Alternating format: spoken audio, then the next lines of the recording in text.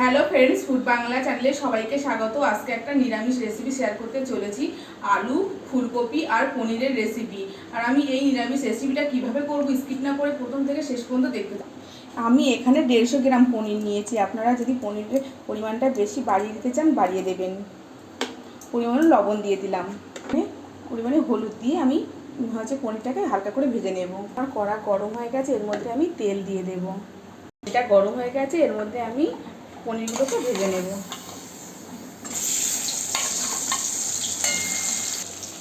আমি পনিরগুলোকে ভেজে নিয়েছি, নামিয়ে ফেলবো। আমার ভাজা হয়ে গেছে।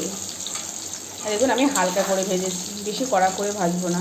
পনিরটা যখন ভাজবেন বেশি কড়া করে ভাজবেন না, তাহলে এটা কনস মতন হয়ে যাবে, পনিরটা খেতে ভালো লাগবে না। এই যে ফুলকপি আলু পনির রান্নার জন্য আমি একটা টমেটো পেস্ট করে নেব, কয়েকটা আদা কুচি আর কয়েকটা কাজু বাদাম দেবো, কয়েকটা কাঁচা লঙ্কা দেবো, একটু পরিমাণে জল দেব। আমি একটা পেস্ট বানিয়ে নেব।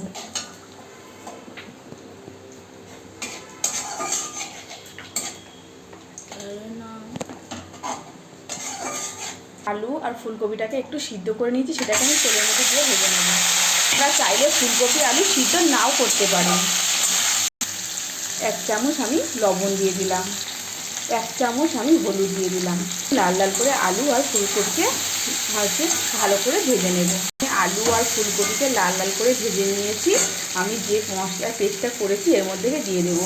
আপনারা চাইলেন ফুলকপি আলু নামিয়ে মশলা কষিয়ে ফুলকপি আলু দিতে পারেন, এর মধ্যেই মশলাটা দিয়ে দিই। এগুলোকে ভেজে রেখেছিলাম, সেই মশলার মধ্যে দিয়ে ফুলকপি আলুর সঙ্গে কষিয়ে নেব।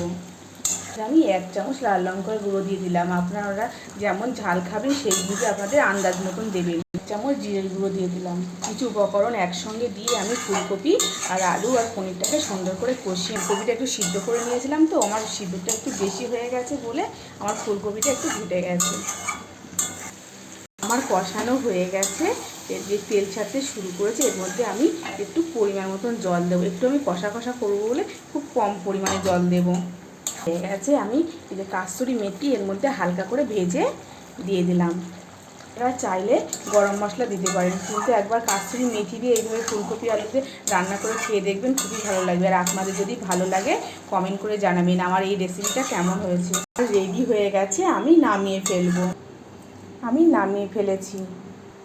এই রেসিপিটা নিরামিষ দিনে কোনো খিচুড়ি বা লুচি পরোটার সঙ্গে আপনারা খেতে পারেন। আর আপনাদের যদি ভালো লাগে লাইক, কমেন্ট, শেয়ার এবং সাবস্ক্রাইব করবেন। যেসব বন্ধুরা ফেসবুক পেজ থেকে দেখছেন চ্যানেলটিকে ফলো করবেন। ভালো থাকবেন, সুস্থ থাকবেন, ধন্যবাদ।